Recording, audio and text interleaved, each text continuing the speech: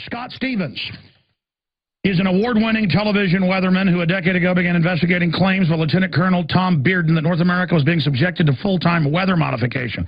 Now the White House science czar admits they're doing it.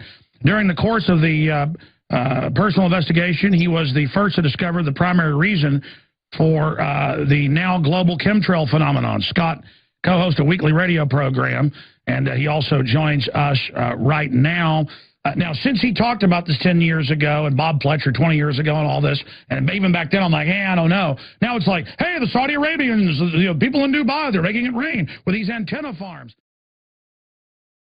Cloud seeding's the old way to do it. The HAARP and all of this. So he joins us because Hurricane Sandy. Well, first off, I want to ask him as a meteorologist, as a weatherman, is it going to be as bad as they're saying, A, with 3 storms coming together, FRANKENSTORM, and then B, does it look like it's been manipulated?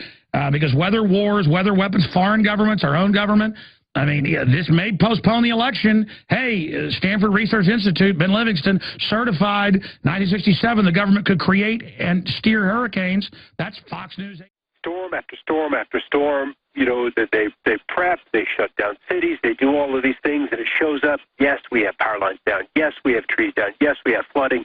But as far as the Katrina-like damage, I don't see that happening. The wind speeds are not there for that to happen. Everything is connected, Alex. Everything is connected. The same time they're digging this trough out west, then they're pumping up a ridge to block the movement of Sandy. Once she becomes extratropical, once she's trapped over land, then a ridge is amplifying off into the western Atlantic, so she has nowhere to go. And so she is boxed in, and she'll rain, and she'll rain, and she'll rain. Rain and water is going to be the problem with this thing. Once we deal with the downwinds, and she kind of spins down in her core wind speed velocity, it's going to be the monumental water that comes out of the storm. Because the cold air, we had places in northwestern Canada, the northwestern territories, that were 0 to 15 below this morning and yesterday morning. It's that cold, dry air that is going to bomb this storm out in the next 24 to 48 hours. And so she will get energized. Even as we look at her spinning down as a tropical entity, it will be reborn as this extratropical perfect storm across Maryland, Pennsylvania. And that is going to impact people's ability to get around, not so much by election day, but in the immediate several days. And so it's all about the rebuilding. It's all about spending the money afterwards. And that's where you can't get Congress to budge on stimulus. It's all about having to do it because we have a disaster to clean up afterwards. Then the people demand. And by the way, as you know, they now have on the Chicago Mercantile weather modification exchanges where they bet on the weather. You can literally pull up, no exaggeration, thousands of articles admitting all the other governments that are controlling their weather. But then they say, oh, but we're not doing it. But they admit they've got programs, but that it's just secret. How much weather modification is going on? How does the persistent condensation trails, known as chemtrails, how does that tie into it? I think they are used, I know they are used as markers.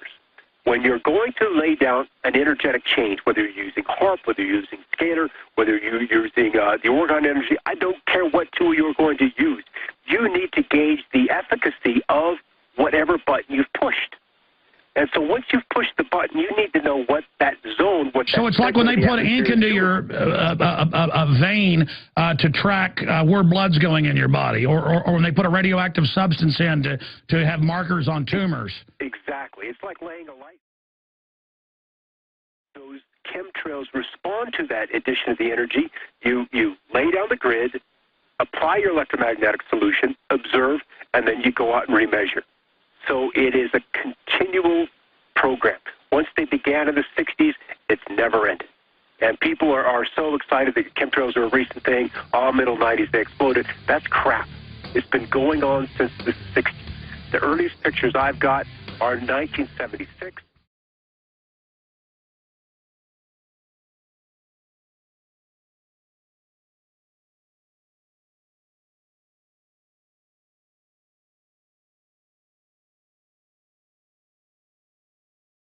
While we fight to retain our liberty, while we fight to expose globalism, we have to realize we're talking about a very powerful combination of power.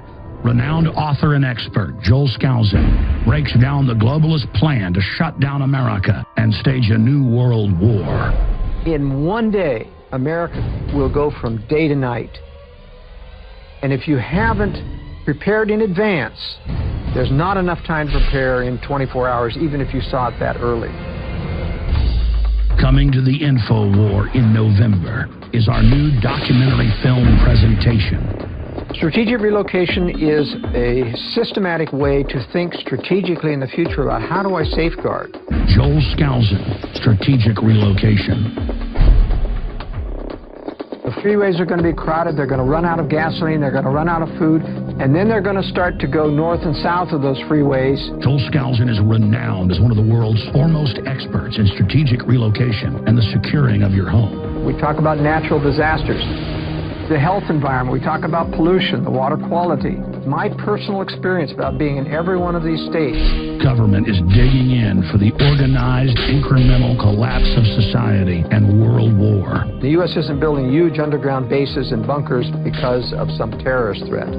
They know that a massive nuclear attack is coming. They want that attack to come. Most people won't even be ready and won't be able to get out of town when any of these nuclear weapons fall, because there'll be absolute panic. There is no preparedness without strategy. What I tell people is that you do have time. Prepare wisely in advance.